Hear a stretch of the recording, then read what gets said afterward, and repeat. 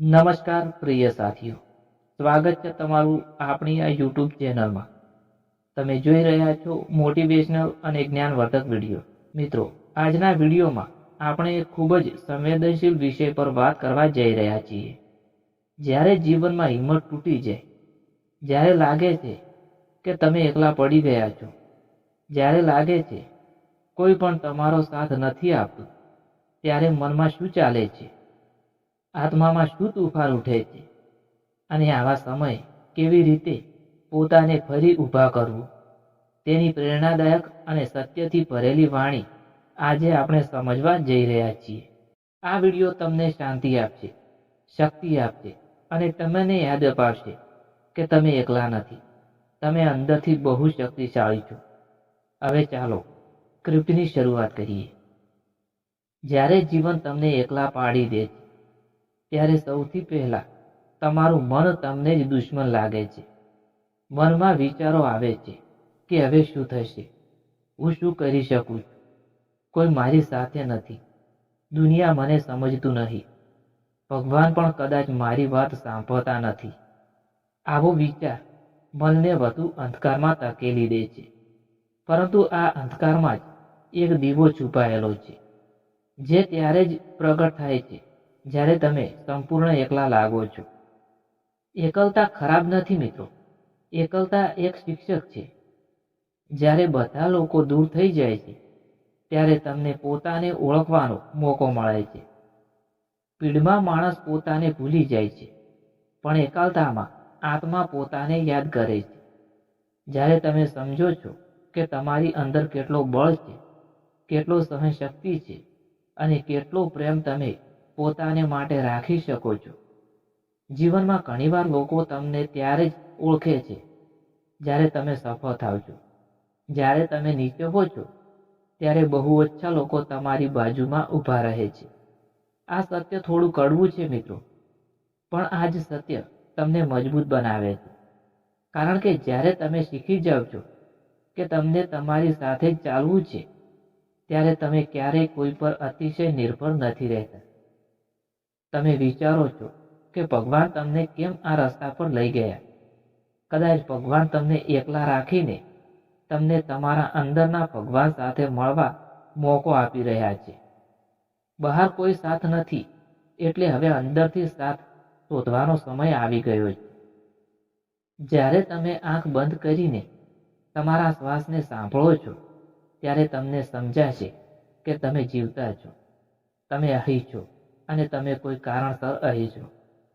જ્યારે હિંમત તૂટી જાય છે, ત્યારે સૌથી પહેલા સ્વીકાર કરો કે હા, હું થાકી ગયો છું. આ થાક માનવીય છે, આ દુઃખ માનવીય છે, આ નિરાશા માનવીય છે. પરંતુ બધું સ્થાયી નથી. જેમ રાત પછી સવાર આવે છે, તેમ દુઃખ પછી આશા આવે છે. પણ આશા ત્યારે જ આવે છે જ્યારે તમે હાથ સ્વીકારતા નથી. તમે જે દુઃખ ભોગવી રહ્યા છો, તે તમારા જીવનની વાર્તાનો એક અધ્યાય છે, આખું પુસ્તક નથી. ઘણા મહાન લોકો એવા હતા જેમના જીવનમાં કોઈનો સાથ ન હતો, કોઈ માર્ગદર્શન ન હતું, કોઈ સહારો ન હતો, પરંતુ તેમણે પોતાની અંદરથી માર્ગ શોધ્યો. આજે દુનિયા તેમને યાદ કરે છે, કારણ કે તેમણે એકલતાને શક્તિ બનાવી. જ્યારે કોઈ તમારો સાથ નથી આપતું, ત્યારે યાદ રાખો કે તમે પોતાનો સાથ આપી શકો છો. તમે તમારા માટે ઊભા રહી શકો છો, તમે તમારા માટે પ્રેમ અનુભવી શકો છો, તમે તમારા માટે લડી શકો છો. કોઈ બીજો તમને બચાવવા નહીં આવે, પણ જ્યારે તમે પોતાને બચાવો છો, ત્યારે તમે સાચા અર્થમાં શક્તિશાળી બની જાઓ છો. ક્યારેક જીવન તમને એવી જગ્યાએ લઈ જાય છે જ્યાં કોઈ અવાજ નથી, કોઈ મિત્ર નથી, કોઈ સહારો નથી. આ જગ્યાને કોઈ અંધકાર કહે છે, પરંતુ આધ્યાત્મિક રીતે જોવામાં આવે તો આ જગ્યાએ જ આત્માનો અવાજ સ્પષ્ટ સંભળાય છે. બહારના અવાજો બંધ થઈ જાય છે, જ્યારે અંદરના અવાજો શરૂ થાય છે. તમારું મન તમને કહેશે કે તું નબળો છે, તું એકલો છે, તું કંઈ કરી શકતો નથી. પરંતુ આ મનને તમે પ્રશ્ન પૂછો, શું ખરેખર હું નબળો છું? શું હું અત્યાર સુધી જે સહન કર્યું તે કોઈ નબળો માણસ કરી શકે? શું હું જીવતો હોવા છતાં હાર માનવી જોઈએ? જ્યારે તમે મનને પ્રશ્ન પૂછો છો ત્યારે મન ધીમે ધીમે શાંત થવા લાગે છે. જીવન તમને કસોટી પર મૂકે છે મિત્રો, કારણ કે તમારી અંદર એક યોદ્ધા છે. ભગવાન જાણે છે કે તમે સહન કરી શકો છો, તેથી તમને આ સંઘર્ષ આપે છે. જો તમને ખબર પડે કે તમે કેટલા શક્તિશાળી છો તો તમે પોતે જ આશ્ચર્યમાં પડી જાઓ છો. જ્યારે તમે એકલા હો ત્યારે કુદરતને જુઓ. આકાશ, પવન, વૃક્ષો, નદીઓ, પક્ષીઓ કોઈ પણ એકલા નથી, પરંતુ કોઈ પણ બીજાની ઉપર નિર્ભર પણ નથી. દરેક પોતાની રીતે જીવતો છે. તમે પણ કુદરતનો ભાગ છો. તમારું જીવન એક સુંદર પ્રક્રિયા છે. જ્યારે લોકો દૂર થઈ જાય છે ત્યારે સમજવું, જે લોકો દૂર થઈ ગયા તેઓ તમારી યાત્રાના સહયાત્રી હતા, અંતિમ મંજિલ નહીં. સાચો સાથ તો તમારી આત્મા છે, જે જન્મથી મરણ સુધી તમારી સાથે છે. દુઃખ તમને તોડવા માટે નથી આવે, દુઃખ તમને કાઢવા માટે આવે છે. જેમ લોખંડ આગમાં તપીને મજબૂત બને છે, તેમ માનવી દુઃખમાં તપીને મજબૂત બને છે. જો તમે દુઃખને સમજજો તો તે તમને શિક્ષક લાગશે. તમે જે એકલતા અનુભવો છો તે તમને આત્મસંવાદ કરવાની તક આપે છે. આ સમયનો ઉપયોગ કરો. પોતાના સપનાઓ યાદ કરો, પોતાના લક્ષ્યો યાદ કરો અને પોતાની આત્માને પૂછો કે તું ખરેખર શું ઈચ્છે છે. ઘણી વખત આપણે લોકોના કારણે જીવીએ છીએ, પરંતુ એકલતામાં આપણે પોતાને કારણે જીવવાનું શીખીએ છીએ. હિંમત તૂટી જાય ત્યારે યાદ રાખો કે હિંમત કોઈ બહારથી આવતી વસ્તુ નથી. હિંમત તમારી અંદર છે.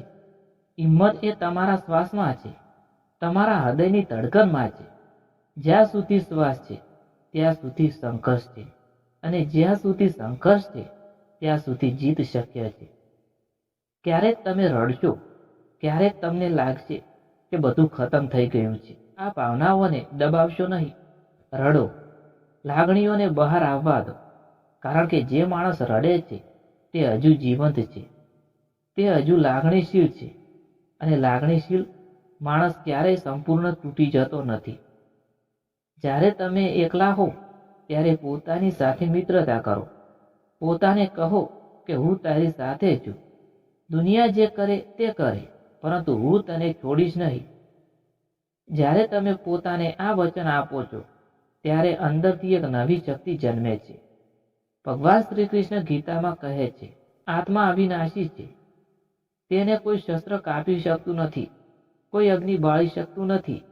જ્યારે તમે પોતાને આત્મા તરીકે જુઓ છો ત્યારે દુનિયાના દુઃખો નાના લાગે છે. શરીર દુઃખી થઈ શકે છે, મન દુઃખી થઈ શકે છે, પરંતુ આત્મા હંમેશા અડગ રહે છે. તમારું જીવન કોઈ ફિલ્મ નથી જ્યાં બધું પરફેક્ટ હોય.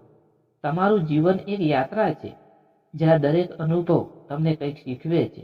એકલતા પણ એક અનુભવ છે જે તમને આત્મનિર્ભર બનાવે છે. જ્યારે તમને લાગે છે કે કોઈ તમારું મૂલ્ય નથી સમજતું, ત્યારે પોતાનું મૂલ્ય તમે સમજો. તમે અનમોલ છો. આ દુનિયામાં તમારા જેવા કોઈ નથી. તમારી જેવી અનુભૂતિ, તમારા જેવી વિચાર શક્તિ, તમારા જેવી આત્મા કોઈની પાસે નથી. તમે એક અદ્વિતીય સર્જન છો. ક્યારેક લોકો તમને છોડીને જાય છે કારણ કે તેઓ તમારી ઊંચાઈ સાથે ચાલવા માટે તૈયાર નથી. તમારું પ્રકાશ તમને આંખમાં ચમકે છે, તેથી તેઓ દૂર થઈ જાય છે. તેમને દોષ આપવાની જરૂર નથી. તેમને આશીર્વાદ આપો અને આગળ વધો.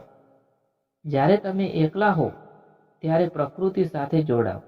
સવારના સૂર્યોદયને જુઓ, સાંજના સૂર્યાસ્તને અનુભવો, પવનને સ્પર્શ કરો. આ બધું તમને યાદ અપાવશે કે જીવન હજુ પણ સુંદર છે. તમારી હાર તમને શીખવે છે, તમારી એકલતા તમને મજબૂત બનાવે છે, અને તમારું દુઃખ તમને દયાળુ બનાવે છે. એક દિવસ તમે આ સમયને યાદ કરીને કહેશો, આ સમયે જ મને સાચો માનવી બનાવ્યો છે. જ્યારે કોઈ સાથ નથી આપતું ત્યારે યાદ રાખો કે ભગવાન હંમેશા સાથે છે. કદાચ તમને દેખાતા નથી, કદાચ અવાજ નથી, પરંતુ દરેક શ્વાસમાં એક દિવ્ય શક્તિ છે. જ્યારે તમે સંપૂર્ણ એકલતા લાગો છો, ત્યારે ભગવાન સૌથી નજીક હોય છે. તમારી યાત્રા ચાલુ રાખો, ધીમે ચાલો, પરંતુ અટકો નહીં. થોડું આરામ લો, પરંતુ હાર માનશો નહીં. એક દિવસ તમે પાછું વળીને જોશો અને કહેશો કે હું આ બધું પાર કરીને આવ્યો છું, એટલે હું કોઈ પણ કરી શકું છું. આજની આ પ્રેરણાદાયક વાણી તમને શાંતિ આપે, શક્તિ આપે અને તમને યાદ અપાવે કે તમે એકલા નથી. તમે અંદરથી બહુ શક્તિશાળી છો. જો તમે આ વિડીયો ગમ્યો હોય તો લાઈક કરો, શેર કરો અને ચેનલને સબસ્ક્રાઈબ કરો, જેથી આવી વધુ પ્રેરણાદાયક અને જ્ઞાનવર્ધક વાતો આપ સુધી પહોંચતી રહે. આભાર પ્રિય સાથીઓ, ફરી મળીશું એક નવા વિડીયોમાં. ત્યાર સુધી જય શ્રી કૃષ્ણ, જય શ્રી મહાકાળીમાં, જય શ્રી સતીમાં, જય શ્રી ગોગાજી મહારાજ. ધન્યવાદ.